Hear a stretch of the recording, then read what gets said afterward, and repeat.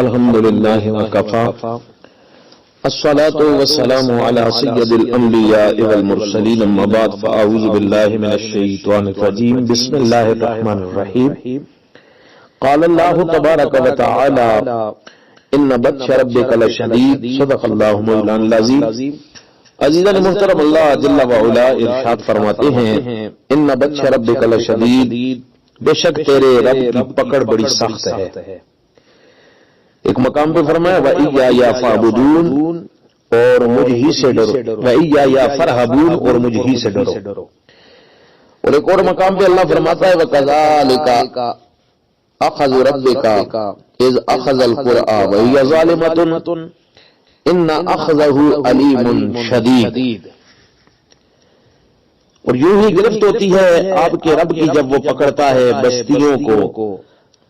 در آن حالے کہ وہ ظالم ہوتے ہیں، بے شک اس کی پکڑ دردناک اور سخت شدید ہے۔ یعنی جب وہ رب پکڑ فرماتا ہے تو بڑی شدید پکڑ فرماتا ہے۔ اور اللہ تبارک و تعالی جل مجدہ الکریم نے ارشاد فرمایا وَلِمَنْ خَافَ مَقَامَ رَبِّهِ جَنَّتَانِ، جو اپنے رب کے حضور کھڑا ہونے سے ڈر گیا اس کے لیے دو جنتیں۔ اور ایک اور مقام پہ فرمایا وَمَنْ خَافَ مَقَامَ رَبِّهِ وَنَهَى النَّفْسَ عَنِ الْهَوَىٰ فَإِنَّ الْجَنَّةَ هِيَ الْمَأْوَىٰ، جو اپنے رب کے حضور کھڑا ہونے سے ڈر گیا اور اس نے اپنے آپ کو خواہشات نفس سے بچا کے رکھا تو اس کے لیے فَإِنَّ الْجَنَّةَ هِيَ الْمَأْوَىٰ، تو جنت ہی اس کا ٹھکانہ کر دی جاتی ہے۔ اس ضمن میں کثیر احادیث مبارکہ نبی کریم علیہ الصلوۃ والسلام کی وارد ہیں۔ حضرت نعمان بن بشیر رضی اللہ تعالیٰ عنہ سے مروی ہے کہ رسول اللہ صلی اللہ تعالیٰ علیہ وسلم کو یہ فرماتے سنا قیامت کے دوزخیوں میں سے سب سے کم عذاب والا شخص وہ ہوگا جس کے پاؤں کے دونوں تلووں کے نیچے دو انگارے رکھ دیے جائیں گے جن کی شدت سے اس کا دماغ ابل پڑے گا، اور وہ محسوس کرے گا کہ کسی بھی شخص کو اس سے زیادہ سخت عذاب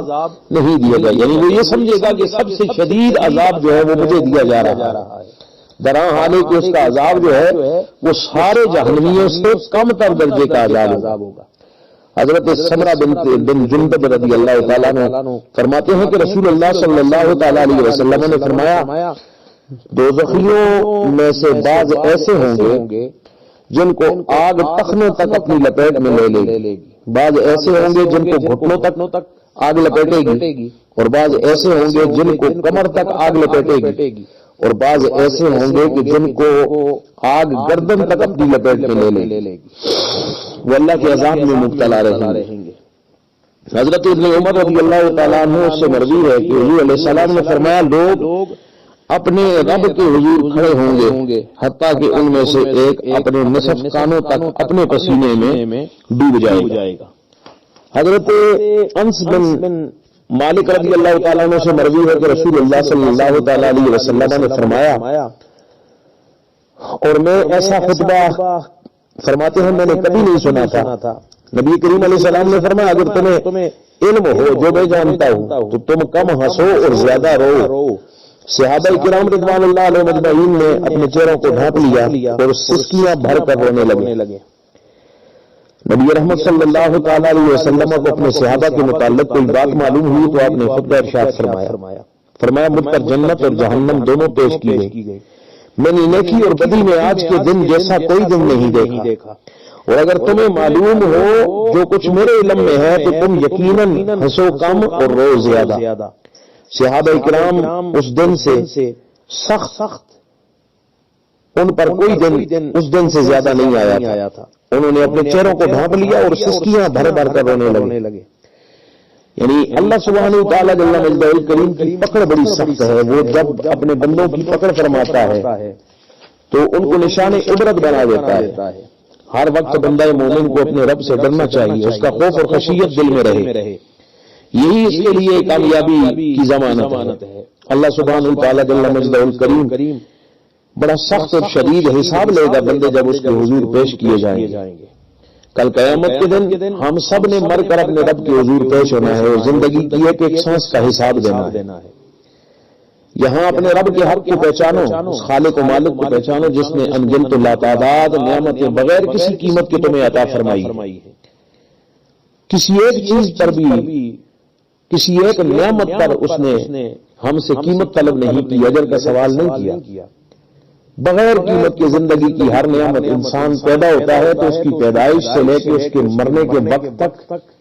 ہر ایک چیز اللہ سبحانہ وتعالیٰ نے مہیا فرما دی بندے کے لیے۔ ہر ایک چیز جو ہے وہ پہلے سے تخلیق فرما دی تاکہ اسے زندگی گزارنے میں کسی قسم کی مشکل پیش نہ آئے، کوئی دقت نہ ہو۔ وہ ایسا کریم کہ ہماری زندگی کو سہل بنانے کے لیے زندگی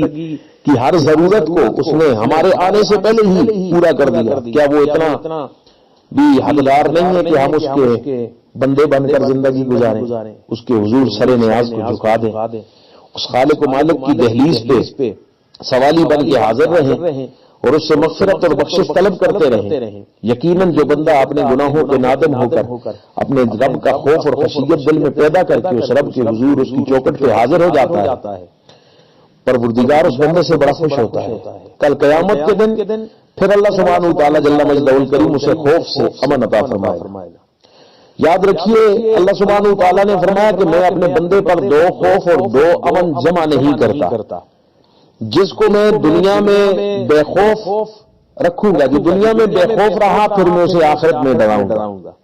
اور جو دنیا میں مجھ سے ڈرے گا پھر اس آخرت کا خوف جو ہے اس سے دور کر دوں گا، یعنی آخرت میں پھر وہ معمول کر دیا جائے گا۔ مطلب یہ ہے کہ جو شخص دنیا میں اپنے رب سے ڈرتا ہے وہ اس کی اطاعت اور فرما برداری کرتا ہے، اور جو دنیا میں اپنے رب سے، اپنے خالق و مالک سے نہیں ڈرتا وہ اللہ کی نافرمانی پر کمر بستہ رہتا ہے، گناہوں میں ڈوبا رہتا ہے، تو پھر کل قیامت کے دن اسے سخت شدید عذاب کے ذریعے ڈرایا جائے گا، سخت پکڑ اور قہر و غضب کے ساتھ اللہ اسے ڈرائے گا۔ اس لیے دنیا میں اپنے خالق و مالک سے ڈر جاؤ اور اس کے حق کو پہچان کر بندگی کو زندگی کی دہلیز پہ لے آؤ اور اپنے خالق و مالک کے حضور جھکا دو تاکہ کل قیامت کی ہولناکیوں سے ہمیں چھٹکارا مل سکے۔ اللہ تبارک و تعالی ہمیں صراط مستقیم کا مطلب بنائے۔ وآخر دعوانا ان الحمد للہ رب العالمین۔